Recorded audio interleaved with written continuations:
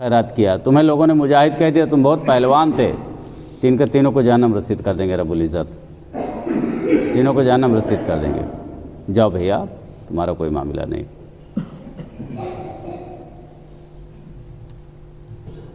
ریاکاری بہت بری بلا۔ اللہ کے رسول صلی اللہ علیہ وسلم کا فرمان ہے کہ من صلی یرائی فقد اشرک، من تصدق یرائی فقد اشرک۔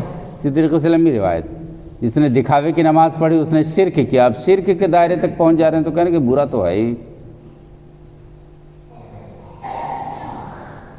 ایک بڑی خطرناک آیت میرے سامنے، بہت خطرناک آیت، حقیقت میں کہہ رہا ہوں۔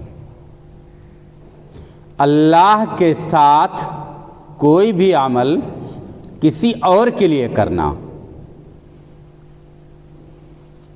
شرک کے دائرے میں آتا ہے۔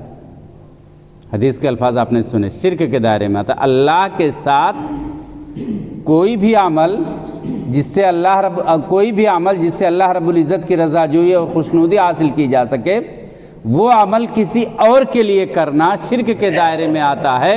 اور اللہ رب العزت کا فرمان حنفاء للہ غیر مشرکین بھی، حنفاء للہ غیر مشرکین بھی، دین کو یکسو جو اللہ رب العزت کے لیے کرتے ہیں مشرکین کے علاوہ جو شرک نہیں کرتے۔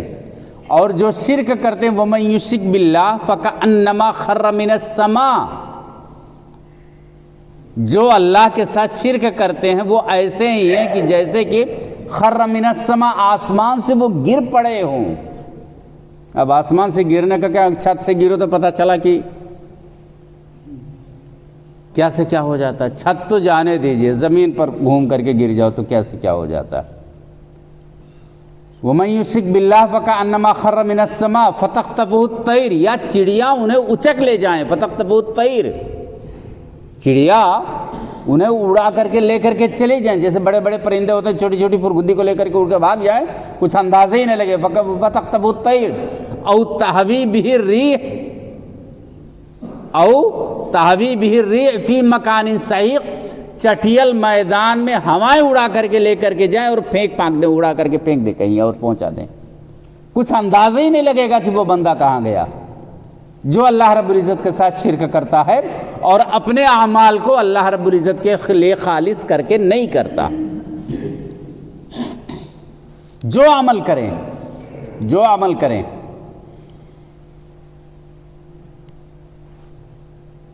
اللہ رب العزت کے لیے کریں۔ اور بتاؤں عمل کیا ہوتا ہے؟ عمل یہی نہیں ہے کہ آ کر کے استنجا کریں، وضو کریں پھر نماز 2 رکعت پڑھیں، یہ عمل ہے، بے شک اللہ رب العزت کو بہت محبوب ہے۔ وہ عمل پیارا ہو جاتا ہے۔ اللہ رب العزت کا فرمان قول معروف ومغفرۃ خیر من صدقۃ یتبعها عذاب، نیک بات کہہ دینا، نیک بات، نرمی کی بات کہہ دینا، یہ اس صدقے سے بہتر ہے جو بڑا سے بڑا دے کر کے اس کے بعد پھر احسان جتلایا جاتا ہے۔ نیک بات کہہ دینا، صحیح مشورہ دے دینا، کوئی رہنمائی کر دینا، دعائیہ کلمات کہہ دینا، قول معروف ومغفرۃ خیر من صدقۃ یتبعها عذاب، اس صدقے سے بہتر ہے جس کے پیچھے تکلیف دی جائے، اذیت دی جائے، احسان جتلایا جائے، دکھاوے کے لیے کیا جائے۔ کوئی بھی مفہوم آپ لے لیں، صرف لفظی زبانی طور پر کہہ دینا یہ بہتر ہے۔ اب اندازہ کیجئے، اور یہاں تو اللہ رب العزت کہہ رہی، کئی ایک آیتیں میرے سامنے، قریباً کم سے کم 12-15 آیتیں ہیں اس طریقے کی،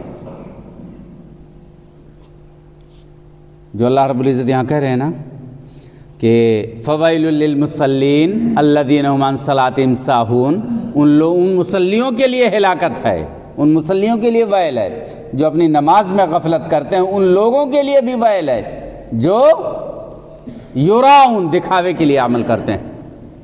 کہتے ہیں نا کہ چہرے پر چہرہ، آپ بہت اچھے ہیں، بہت اچھے ہیں، اور اس کے بعد پھر پیٹ پیچھے گئے تو 7 پیڑھی الٹ کر کے رکھ دیا۔ بڑی برائی ہوتی ہے۔ الذین هم یراؤن، دکھاوے کے لیے کوئی عمل نہیں، عمل کریں اللہ رب العزت کے لیے۔ الہ العالمین سے دعا ہے کہ الہ العالمین ہمیں ریاکاری سے اجتناب کرنے کی توفیق عطا فرمائے۔ بار الہ ہمیں قرآن کریم کی آیتوں کو پڑھنے، انہیں سمجھنے اور انہیں برتنے کی توفیق عطا فرمائے۔ الہ العالمین ہمیں صحیح معنی مسلمان بندہ مومن بندہ بن کر کے زندگی گزارنے کی توفیق عطا فرمائے۔ اقول قولی ھذا استغفر اللہ لی ولکم ولسائر المسلمین من کل ذنب فاستغفروہ انہ هو الغفور الرحیم۔ السلام علیکم ورحمۃ اللہ۔